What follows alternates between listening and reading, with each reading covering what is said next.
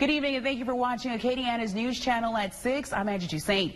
A record turnout at this past weekend's Scott Boudin Festival has sparked concerns about crowd control and safety. To give you some context, the city of Scott has a population of just around 9,000 people, but this weekend over 40,000 people reportedly attended the Boudin Festival. Today I spoke with the city's mayor, residents, and business owners on the festival's growth and concerns. We went through 1,300 pounds of chicken wings in 2.5 days. We went through 200 pounds of queso cheese. Jared and Crystal Bilodeau, co-owners of Landry's Donuts and Coffee, are return vendors at this year's Boudin Festival. In all their years of attending and now working the event, they've never seen the numbers quite like this. So numbers were amazing.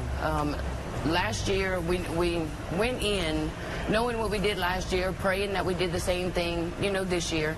It exceeded our expectations tremendously. Karen Kumo has witnessed a tremendous growth firsthand. It's a good impact for Scott because it brings in more, revenue for us. It's a great time. And now in its 10th year, the Boudin Festival has become a major staple for the city of Scott, kicking off the festival season in South Louisiana. This year's crowds reached a peak of 40,000 people, with 17,000 people reportedly attending on Saturday alone, forcing early closure due to massive crowds and fights breaking out. I think the board of directors and our police department will come together and figure out what means are going to be necessary. I mean, can we keep it here? Do we restrict the number of people? Do we sell a certain amount of tickets? And I think all of those things will be evaluated as we continue to proceed forward.